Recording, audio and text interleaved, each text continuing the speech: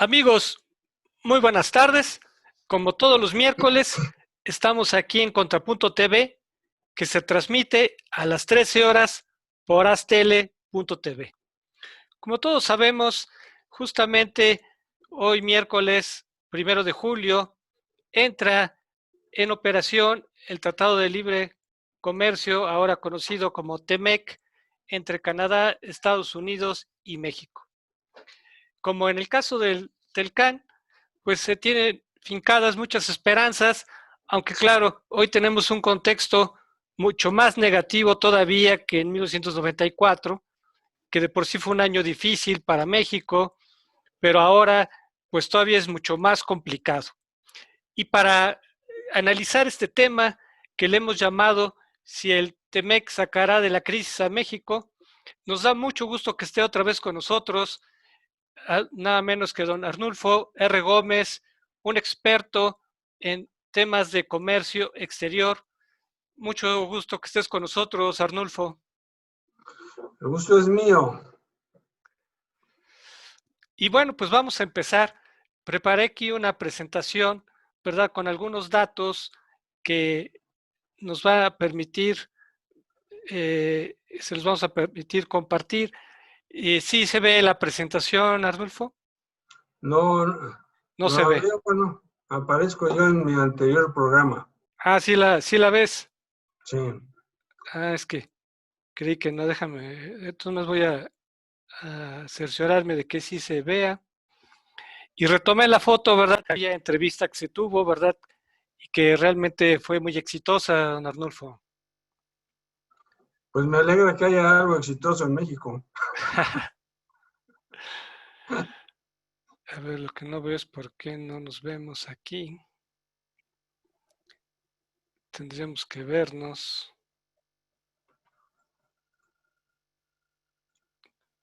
La presentación sí se ve. ¿Sí la ve, don Arnulfo, la presentación? Veo, ¿Sí se ve? así es. Sí, sí. Pero lo que no sé es por qué no nos vemos. Yo te veo al lado derecho, en un recuadro, y me veo a mí mismo en el recuadro superior al tuyo. Ah, muy bien. Entonces, lo importante es que sí nos veamos. Y bueno, pues vamos a iniciar. Aquí tenemos, ¿verdad? Esta imagen. Quiero ver por qué no entra la... Aquí está. Una introducción. El TELCAN constituyó un hito en la historia de México, ya que consolidaba la orientación externa de su modelo de desarrollo, iniciada con su ingreso al GATT durante el gobierno de Miguel de la Madrid. Con el TELCAN se buscó aprovechar la cercanía geográfica con la principal potencia económica del mundo, evitar que sus inversiones y de otras partes se trasladaran a Europa del Este u a otras regiones que abandonaban el modelo socialista, constituir un bloque productivo y competitivo frente a otros y, sobre todo, en el caso de México, lograr el anhelado crecimiento económico sostenido. Pero ¿qué ha sucedido, verdad, a más de 25 años del TELCAN? Aquí hay algunas cifras y qué bueno que nos va a ayudar aquí a Arnulfo a comentarlas. 506% crecieron las exportaciones mexicanas a Estados Unidos, de 51 mil millones de dólares que había en el 94 a 313 mil millones de dólares en el 2019. 95% de las exportaciones e integrantes del TELCAN van a Estados Unidos.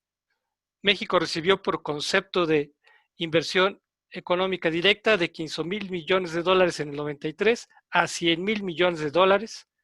El valor de las exportaciones mexicanas con respecto al PIB pasó del 12% en el 93 a 35% en el 2019.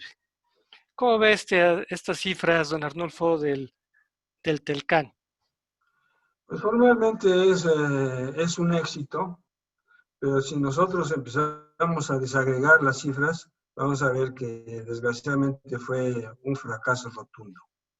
¿Por qué? Porque durante estos 26 años del Telecán, lo que hicimos no fue integrarnos ni comercial ni productivamente con Estados Unidos ni Canadá. ¿Por qué? Porque no diseñamos una estrategia que nos permitiera añadir valor en nuestras exportaciones hacia esos dos países. ¿Qué es lo que pasó? Que si tuvimos de 1994 a 2001 cierto dinamismo en nuestras exportaciones, fue porque en los años precedentes a la entrada en vigor del Telecán, nos volvimos muy competitivos debido a la serie de reformas que se hicieron, reformas estructurales, que hicieron más fácil la producción en nuestro país. Pero ¿qué pasó en el sexenio de Zedillo? No hubo una sola reforma y los beneficios que habían traído las reformas estructurales de los 10 años anteriores a 1994 se fueron diluyendo y a partir del año 2001 fuimos perdiendo competitividad. Y la prueba más manifiesta de esta pérdida de competitividad es que en el año 2001 éramos la 8ª economía mundial y en el año 2019 somos la 15ª economía mundial. Es decir, perdimos 7 posiciones como economía. Pero peor es que en cada peso que exportábamos o dólar que exportábamos en el año de 93, 59 centavos eran mexicanos. Y el año pasado escasamente llegamos a 37 centavos, incluyendo el petróleo. Sin incluir al petróleo, son 31 centavos. ¿Qué quiere decir? Que nuestras exportaciones son realmente de exportaciones. Es decir, estamos importando cada día más de otros orígenes para poder exportar a Estados Unidos. Entonces, ¿en qué se ha traducido eso? En generación decreciente de riqueza en nuestro país. Bueno, creo que nos hemos adelantado un poco, don Arnulfo. La idea era primero ver algunos aspectos positivos del Telcán. Por ejemplo, bueno, digamos, un hecho positivo general es que la economía mexicana se haya abierto a la globalización, que comparado al periodo desarrollista, pues resultaba un avance, porque la economía mexicana había perdido mucha competitividad. ¿Estará de acuerdo en eso? Correcto. Ahora, dentro de estos aspectos positivos, veamos dos sectores que resultaron con un crecimiento brutal, ¿verdad? Por ejemplo, las exportaciones de los productos agropecuarios, que se pasó, ¿verdad?, de 230 millones de dólares, perdón, 230 millones de dólares en el 93, en el 16 ya estábamos en el 2.893 millones de dólares. Y en el caso de la industria automotriz, que diremos que es la joya de la corona, ¿verdad? Pues ya para 2020 se esperaban ya que se produjeran 5 millones de automóviles, ¿no? Este dato es muy relevante, ¿no, don Octavio? Perdón, don Arnulfo. No, muy correcto. O sea, realmente aquí habría que dividir en dos el sector agropecuario. Es decir, nosotros hemos ganado en el sector agropecuario en todo lo que es productos hortifrutícolas. Es decir, nuestras exportaciones, si mal no recuerdo, el año pasado, de productos hortifrutícolas o agroindustriales más bien, llegaron a 34,000 millones de dólares. ¿Cuáles fueron los productos estrella de este incremento? Pues fueron la cerveza, fue el aguacate, los jitomates y los chiles. Pero perdimos en muchos otros. Es decir, perdimos en todo aquello que es producción extensiva, es decir, hablando de cereales. Pero también perdimos en productos que quedaron marginados totalmente de un desarrollo.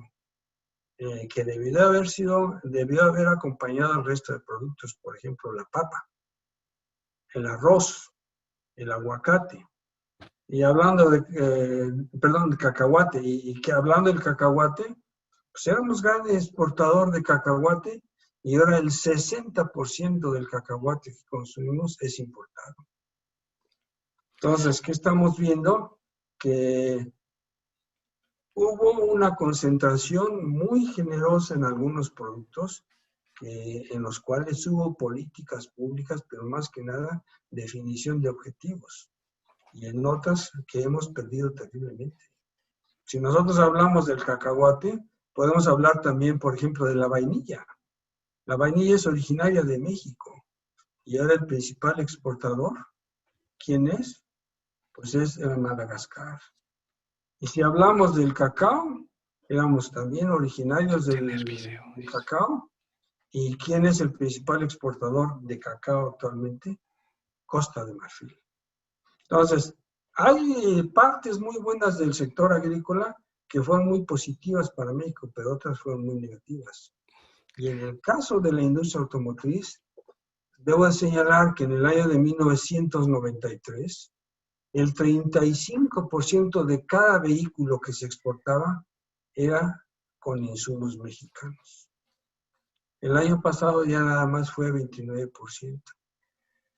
Es decir, el objetivo que se estableció en el Telecán de ir incrementando el valor para dar origen a los productos pasó de 50 a 62.5%.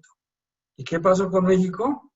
Que sí exportamos 5 millones de unidades, pero esas 5 millones de unidades que debieron de haber tenido no 35%, sino 40% de origen mexicano, ahora nada más tiene 29%.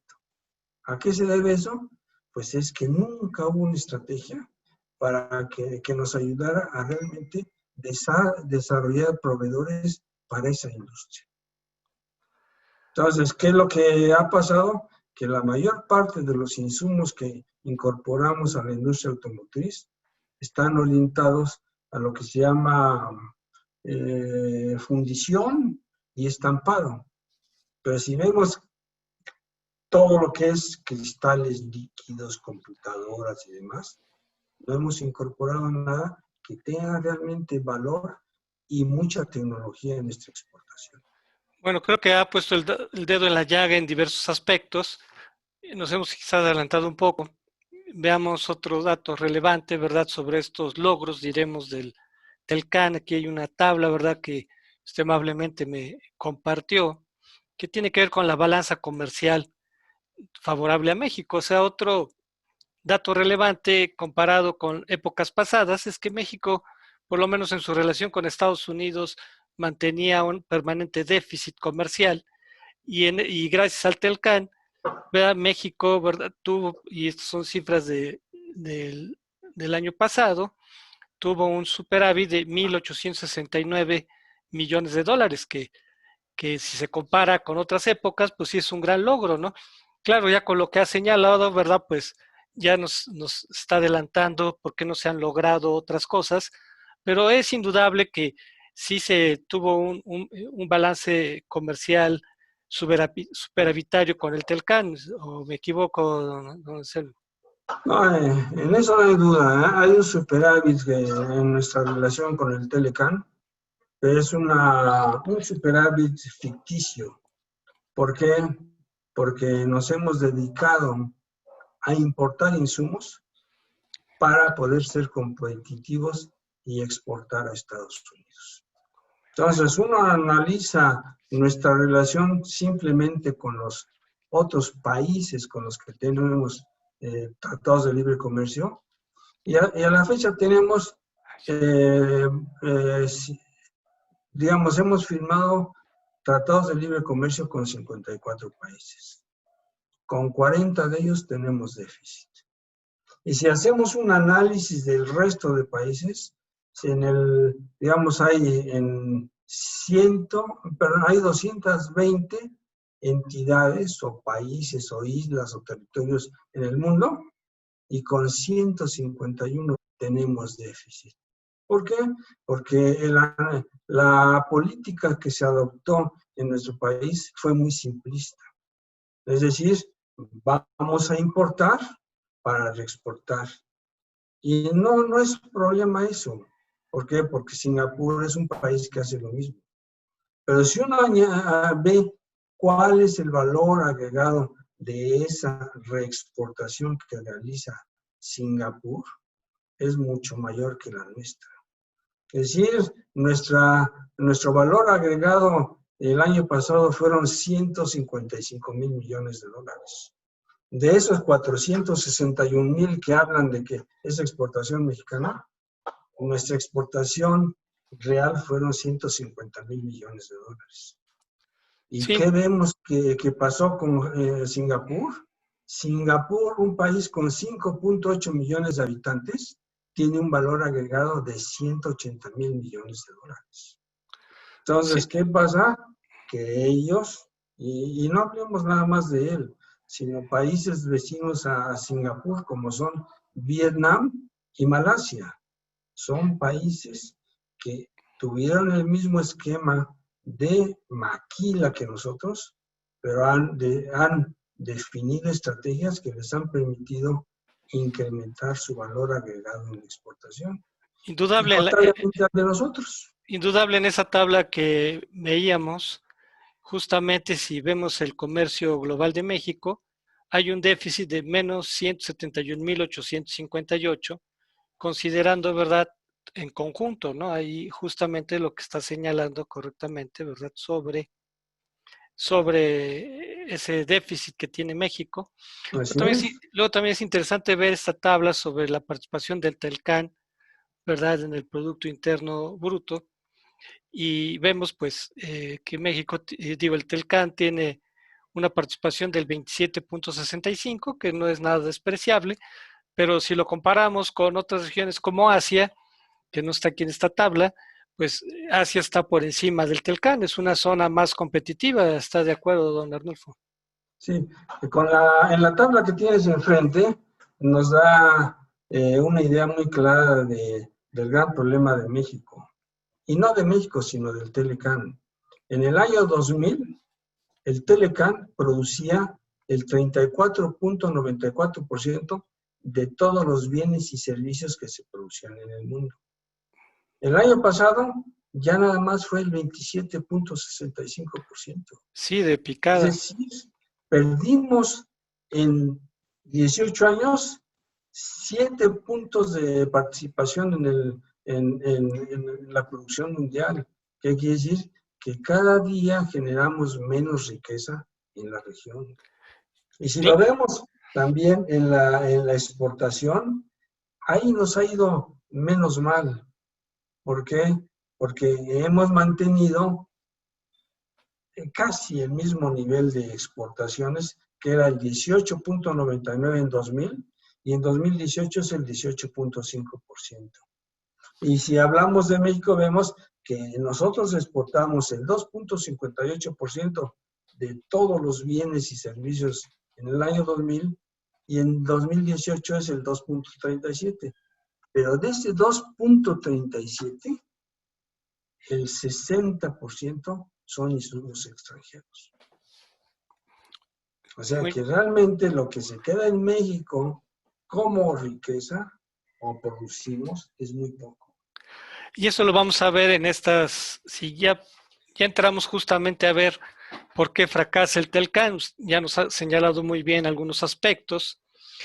Una tabla muy reveladora tiene que ver con las inversiones, de que aquí hay un dato, ¿verdad?, que en 1975, de cada $100 que había de inversión en el mundo, México captaba solo 2, ¿verdad?, $2 frente a $6 de Brasil.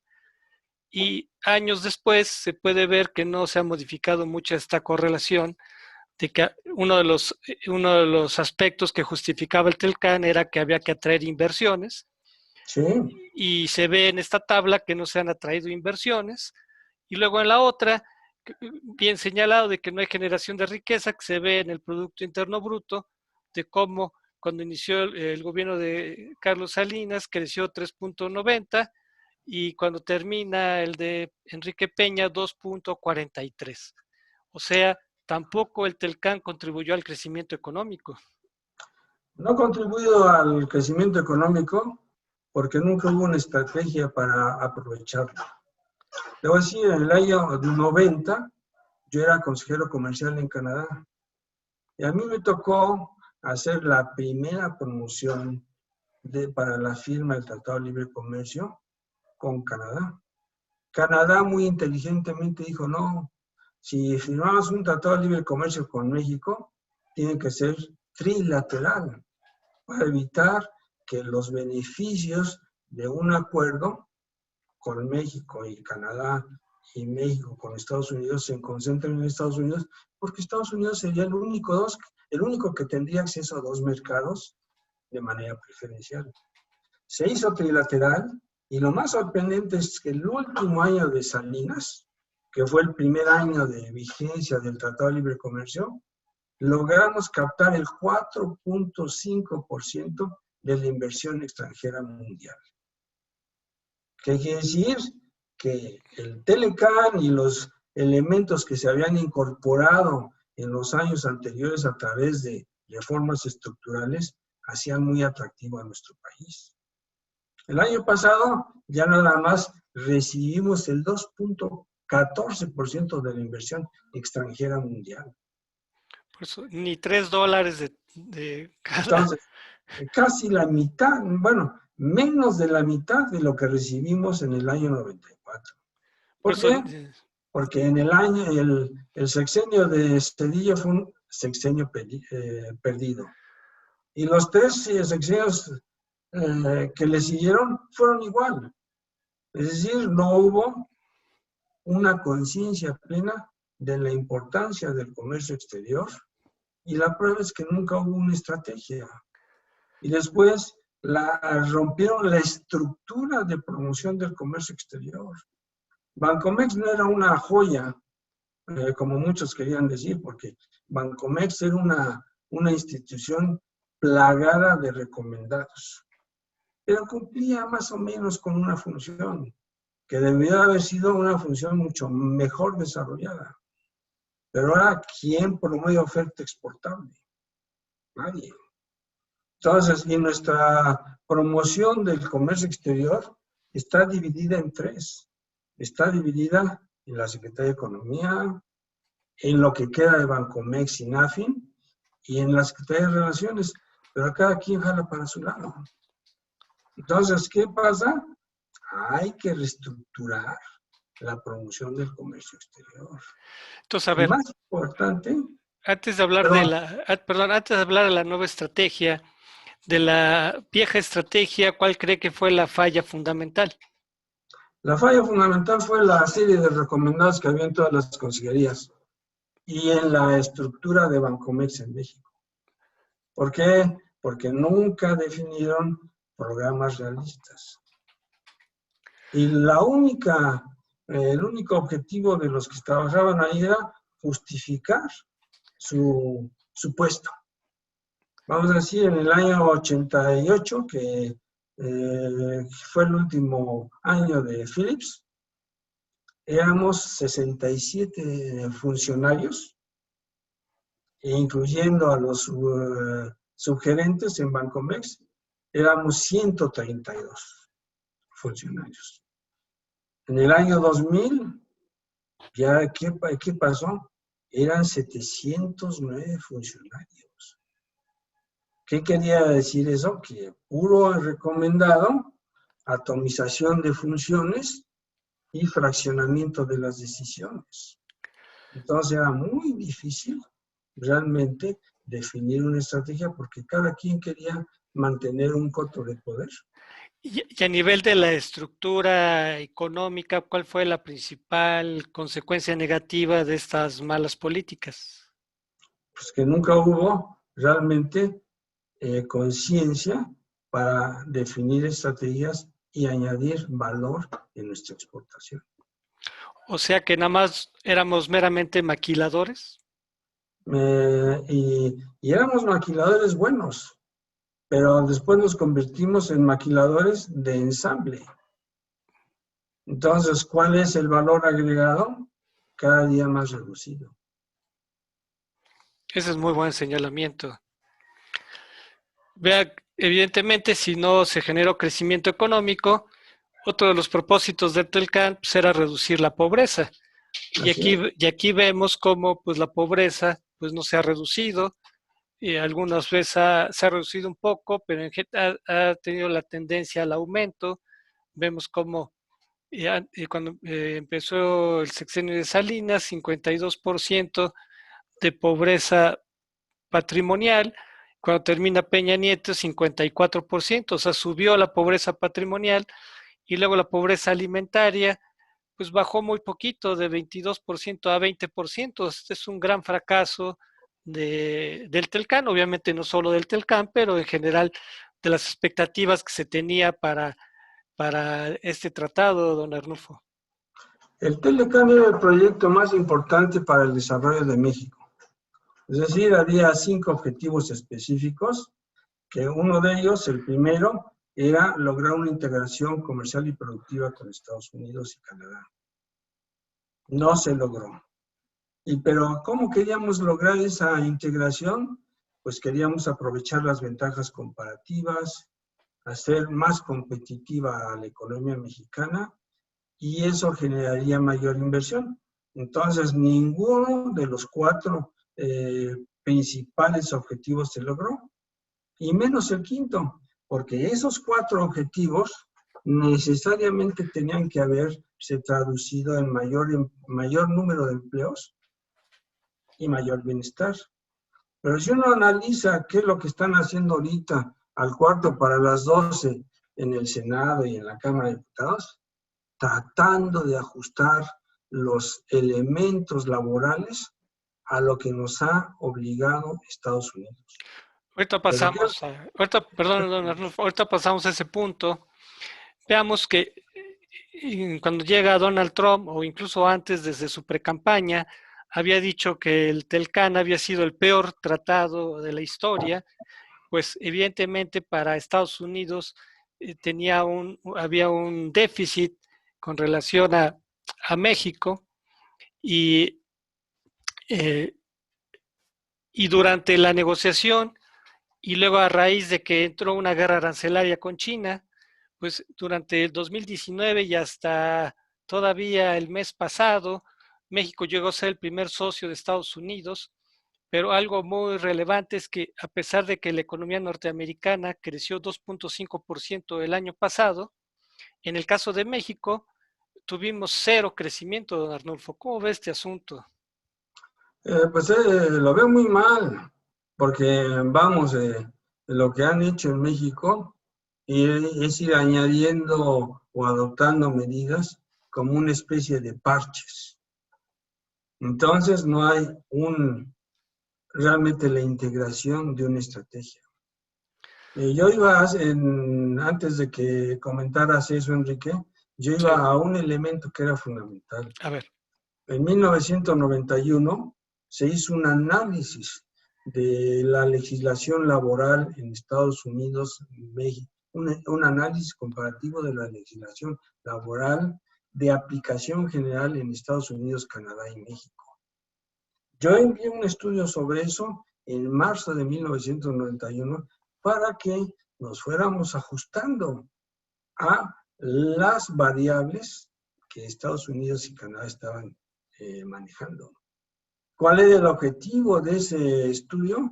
Es que se tomara en cuenta para que México fuera haciendo ajustes para que nuestra planta productiva, para que nuestra planta fuera más bien para que fueran más productivos los empleos en México. Y más importante, que esa productividad se reflejara en beneficios económicos para los obreros. ¿Y qué pasó? Que nunca hubo algo al respecto. ¿Por qué? Porque cuando empezamos a trabajar con la legislación laboral para ajustarlo al Telecán, el año pasado. Y eso por presiones de Canadá y de Estados Unidos. 29 años en los que nuestros funcionarios se la pasaron pachangonamente negociando TLCs que tampoco nos han servido. Pero, Para pero vea, me llama mucho la atención lo que pasó el año pasado, cómo a pesar de que todavía México se convierte en el primer socio de Estados Unidos, cómo Estados Unidos todavía crecía y cómo México quedó cero crecimiento, don Arnulfo. ¿No cree que esto es algo extraordinario? No es extraordinario, es una razón, hay una razón muy lógica, porque seguimos importando de otros orígenes para poder exportar.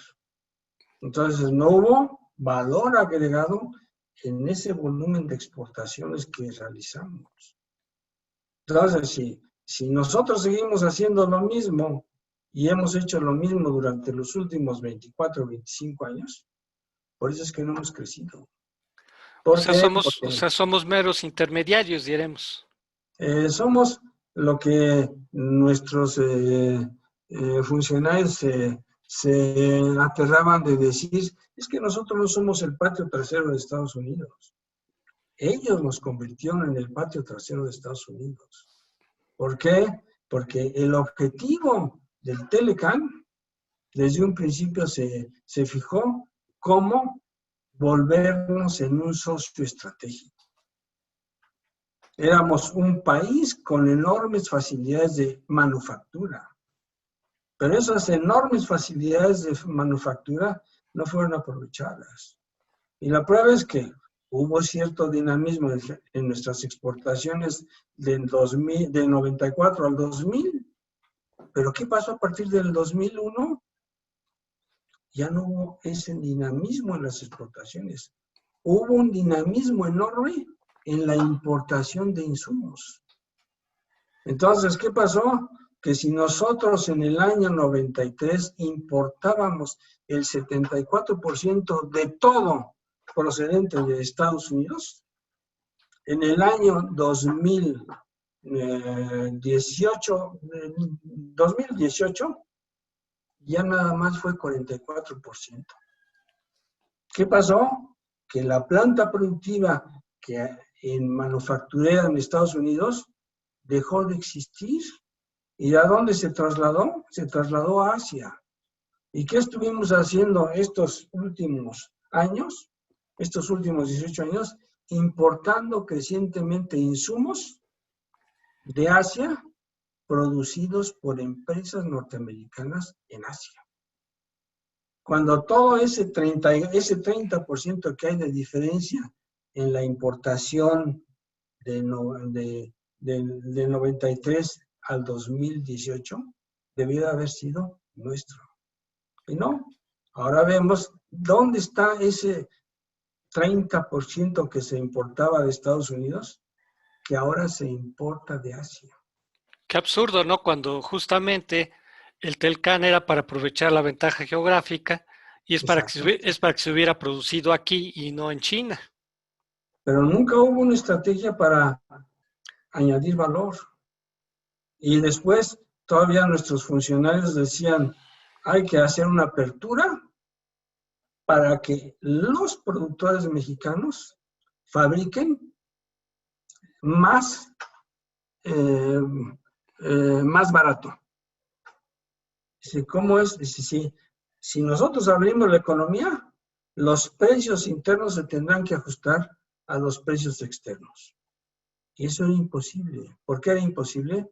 Porque había elementos que no estaban relacionados con la productividad, sino estaban relacionados con los precios de los servicios que vendía el gobierno, de los bienes y servicios. Por ejemplo, ¿cuánto cuesta trasladar un producto en México 800 kilómetros? Es 60% más caro que trasladar ese mismo producto en Canadá, 60%. ¿Y qué más había? La gasolina. La gasolina prácticamente en Estados Unidos es la mitad de lo que cuesta en México. Entonces, ¿qué pasa? Que nuestros insumos, especialmente los que vende el gobierno, y los servicios, que vende el gobierno son más caros. Y Y las bueno, empresas, que hay empresas muy productivas y generosas, y además muy generosa con la gente con la que trabaja, que han mantenido sus producciones reduciendo reduciendo márgenes de ganancia. bueno, con todo y que efectivamente no existió una estrategia, una política adecuada, con todo ello el Producto Interno Bruto crecía, 2%, raquíticamente, pero crecía. Pero el año Sí, pasado ya no creció. Quiere decir que hubo otros factores, ¿verdad?, que influyeron en que no se creciera. Pero bueno, sería otro tema. sí, Veamos lo del TEMEC. Evidentemente no hay los mismos objetivos para Estados Unidos y para México. Como se comentaba, para Donald Trump un objetivo fundamental era reducir el déficit comercial de Estados Unidos, reducir la deslocalización industrial que se ha dado en algunos, lo que llaman el cinturón de hierro de Estados Unidos, y evidentemente los objetivos de México pues son prácticamente los mismos que se tenían para el Telcán. ¿Cómo ve este asunto, don Arnulfo? pues sí, el gran problema es que el déficit de México no pinta. O sea, si nosotros tomamos en cuenta el valor de las exportaciones netas mexicanas, es muy reducido.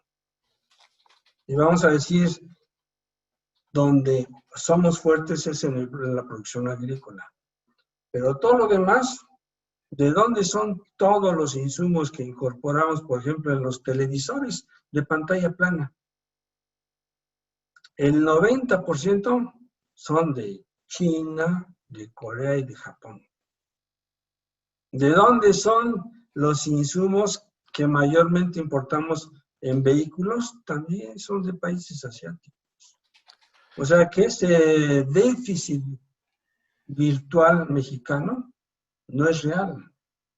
¿Por qué? Porque lo que tendríamos que hacer es decirle, mira, ustedes cometieron un error grave al deslocalizar lo que tú dices, la industria norteamericana y trasladarla a China. Lo que originalmente se había planteado en el Telecán era que se añadiera valor no en México, sino en la región. Pero México nunca tuvo la inteligencia suficiente para captar esa posibilidad. Y evidentemente cuando no tienes un socio como en México que se volvió cada día menos competitivo, ¿qué hicieron los norteamericanos? Enviaron sus plantas a China y a Vietnam, a Vietnam. Y vemos Vietnam, ya nos ha comido en todo. Antes vendíamos Es otros increíble productos ese caso de Vietnam, ¿no? Que era un país devastado, ¿no? Y totalmente. se acabó después de la guerra con Estados Unidos y dónde está ahora, ¿no? No, no, ellos son el país que más dinamismo ha logrado en sus exportaciones desde 1994 a la fecha. Y Pero hay además, sí, sí, sí, nada perdón. más permíteme decir, ellos nos venden lo que antes nosotros producíamos, como es calzado, confección, productos electrónicos y otro producto que no se me ocurrió, que omití al decir que habíamos sido omisos en el desarrollo del Telecán, el café. ¿De dónde importamos café ahora? De Vietnam. Es impresionante. Luego hay otro aspecto que también sería bueno considerar, que México se ha ido rezagando tecnológicamente. Mientras todavía se espera construir refinerías o trenes del año del caldo, otros países, ¿verdad? Pues ya están en la cuarta revolución industrial. ¿Sí? Entonces, si no se aprovechó este conflicto arancelario entre China y Estados Unidos, pues porque México está rezagado tecnológicamente, no tenemos capacidad para venderle productos, ¿verdad? Chips o para teléfonos, ¿verdad? De nuevas generaciones, teléfonos celulares, productos que China que le vende a Estados Unidos, pues porque tecnológicamente estamos totalmente rebasados, don Arnulfo. Sí, lo que pasa es que nosotros nunca entendimos qué era lo que estaba pasando en Asia. O sea, Si uno analiza qué es lo que pasó en Asia, Japón salió muy fortalecido de la Segunda Guerra Mundial. Increíble, ¿no? Pero, ¿qué pasó después? Que ellos acumularon capital y acumularon tecnología. ¿Y de qué? ¿Y qué hicieron con ese capital y tecnología? Se asociaron con el resto de los países asiáticos, los que conocemos como tigres. ¿Y qué pasó con los tigres? Que los tigres sí entendieron qué estaba pasando. Y no solamente se volvieron maquiladores de Japón, sino que fueron lo que tú dices, incorporando tecnología. Entonces, ¿qué pasó con México? Era el mismo esquema. Había la misma dotación de factores productivos. Estados Unidos tenía capital y tenía tecnología y nosotros teníamos mano de obra. Pero nunca lo aprovechamos como los países asiáticos lo aprovecharon. Ahora, Entonces, no nos incorporamos en un proceso productivo y de desarrollo de tecnología. Estamos hablando de innovaciones y de una buena cosa, cuando no hemos cumplido ni siquiera con el proceso de maquila más elemental. claro. Ahora, ¿cómo ve los cambios que tiene el TEMEC? Las severas normas ambientales, las nuevas reglas de origen del sector automotriz, los inspectores laborales, la cuestión de las patentes en la industria farmacéutica. ¿Cómo ve estos cambios que tiene ahora el TEMEC? Las cuestiones laborales, ya hablamos de que en 91 ya había habido un estudio de qué había que hacer en cuestiones laborales. Segundo, nos impusieron un acuerdo paralelo en materias laborales. ¿Lo cumplimos? Después, nos impusieron un acuerdo paralelo en materia ecológica. ¿Lo cumplimos? Entonces, ¿qué pasa? Que firmamos no solamente los acuerdos paralelos y firmamos TLCs y todo, y nunca hemos aprovechado lo que hemos firmado. El Parlamento Europeo en el año 2011-2012 hizo un informe del Tratado de Libre Comercio entre México y la Unión Europea, y sobre todo de México con Estados Unidos. Dice, la técnica de México o la estrategia de México es firmar y olvidar. Entonces, ¿qué quería decir? Que nosotros somos muy buenos para firmar, pero no somos capaces de implementar proyectos. ¿Por qué? Porque la mayor parte de nuestros funcionarios no son personas que hayan trabajado realmente en el campo de trabajo. Sus actividades han sido más teóricas y virtuales que un conocimiento pleno de la realidad mexicana. Y ahora que estamos con,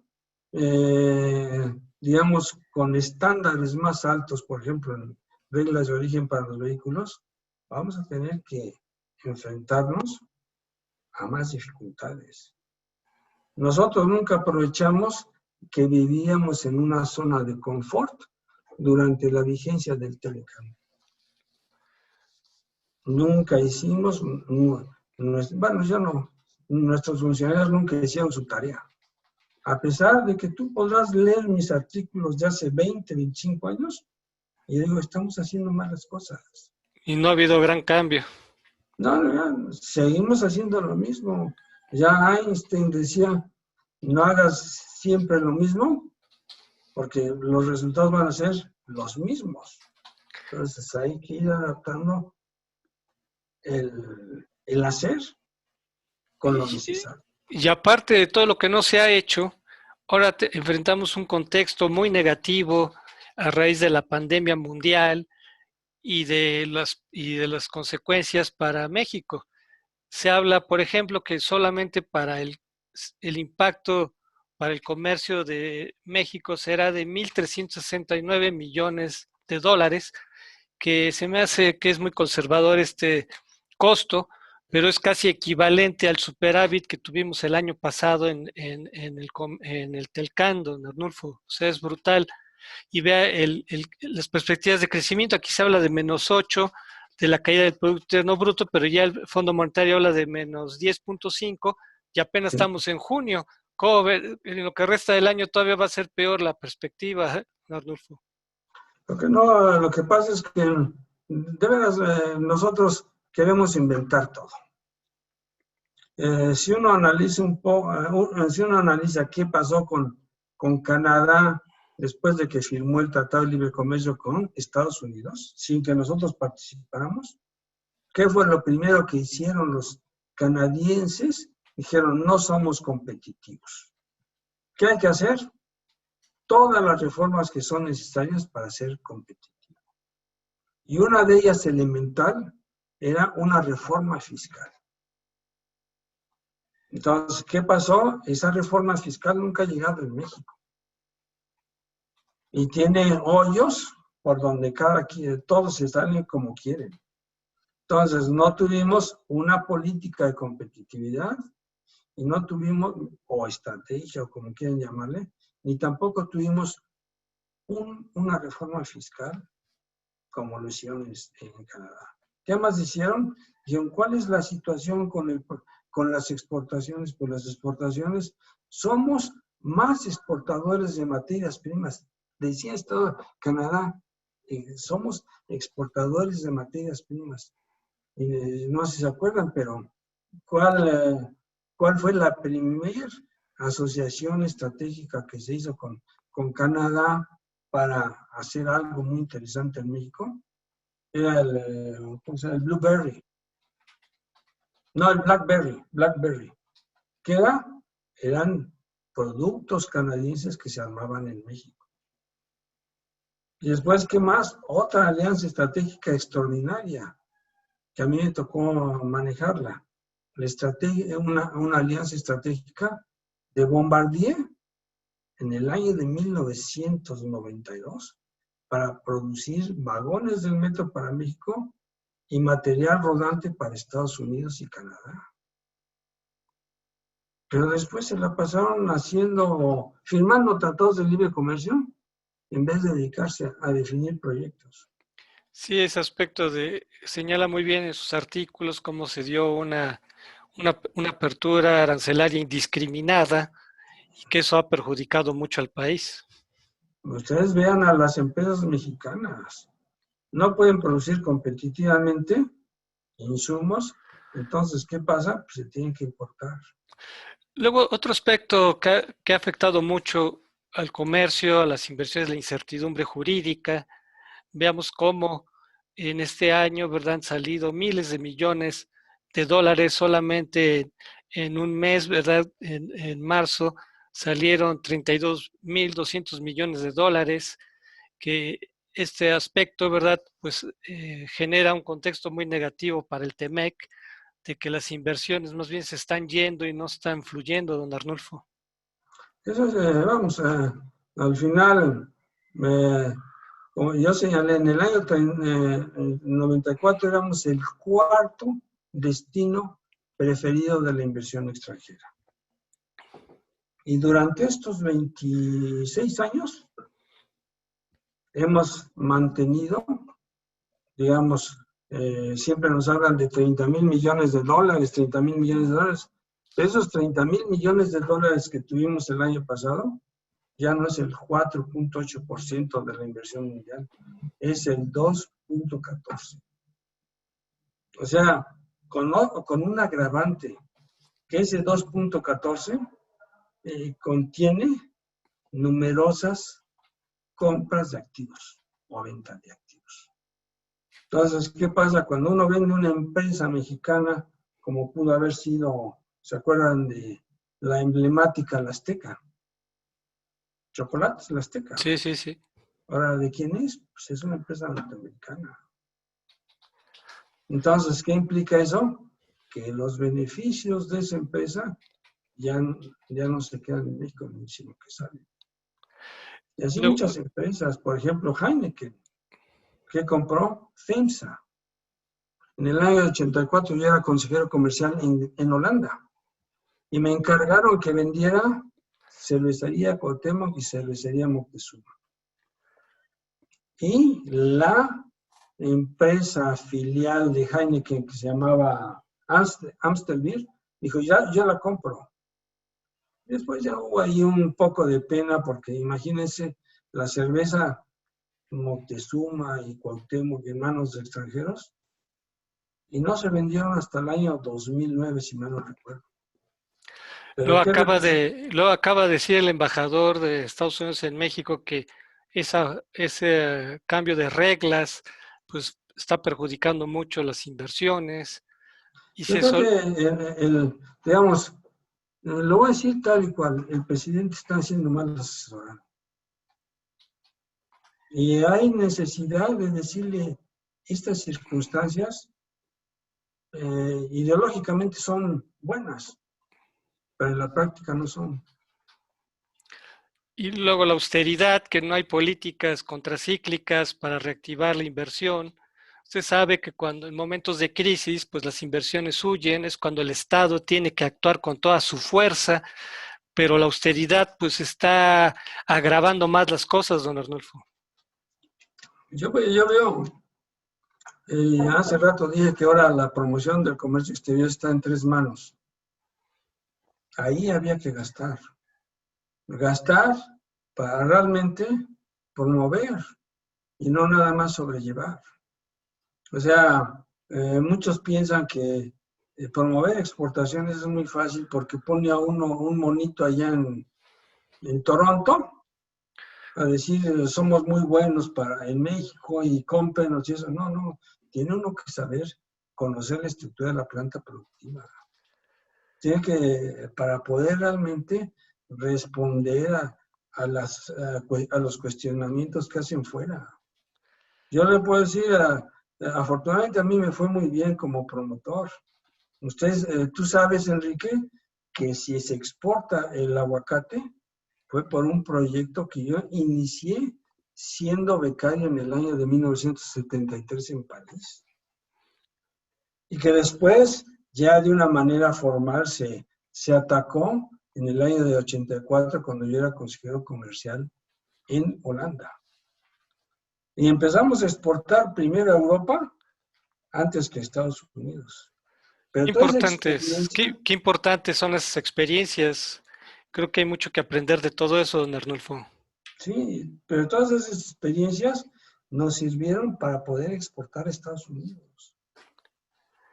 ¿Por qué? Ahora, Porque logramos estandarizar nuestra producción, cumplir con homologar y después ya demostrar a Estados Unidos que éramos un país que tenía zonas libres de plagas y que podíamos exportar a lo que se llamaba en Estados Unidos zona de baja prevalencia en plagas, que en un principio eran 19 estados, pero ahora exportamos a los 50 estados de la Unión Americana.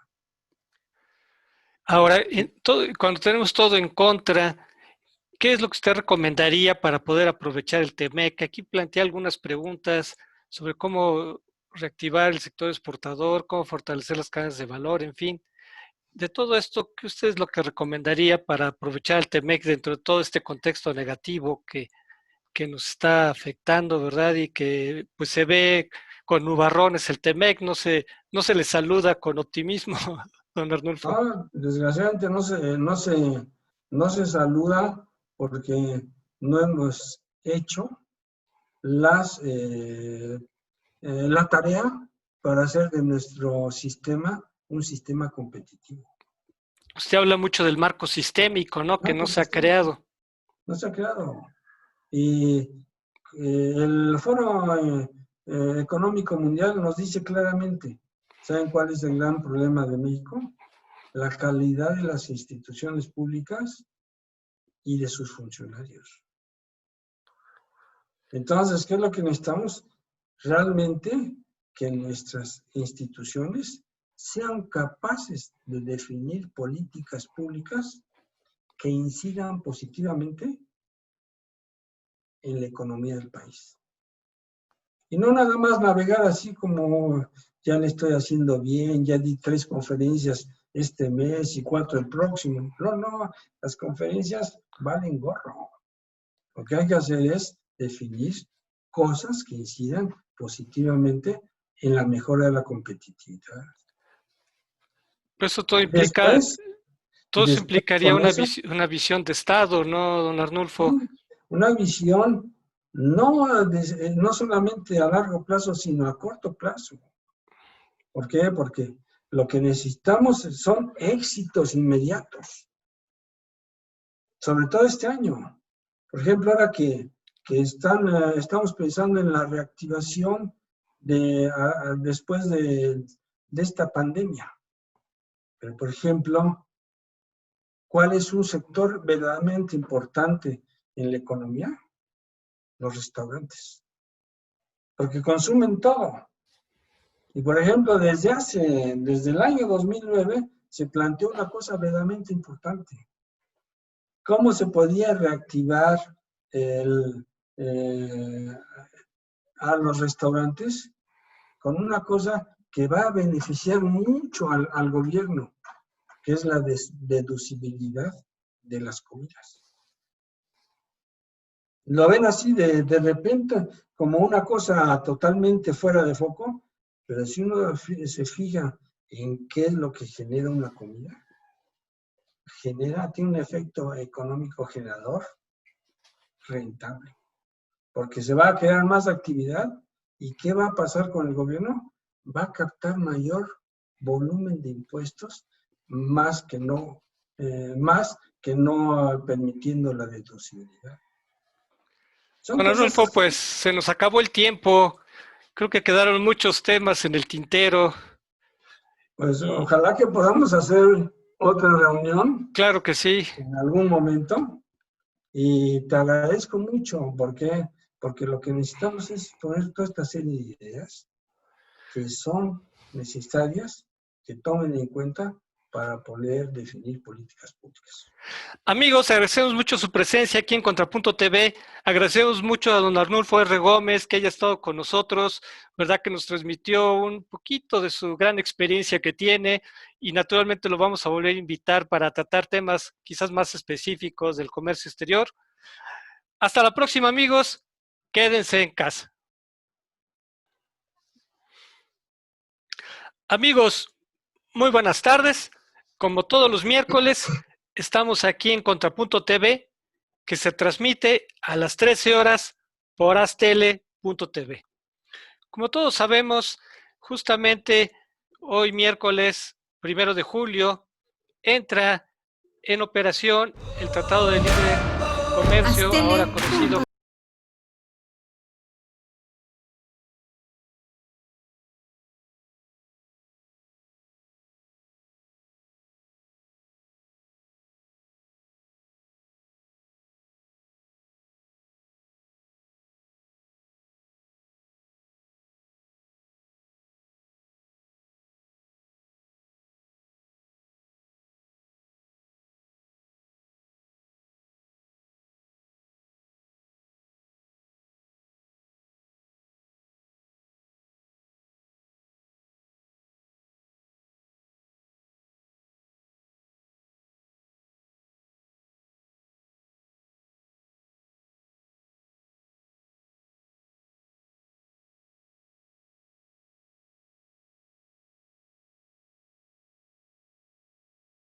los datos que nos va a permitir, vamos a permitir compartir. Sí se ve la presentación, no se ve.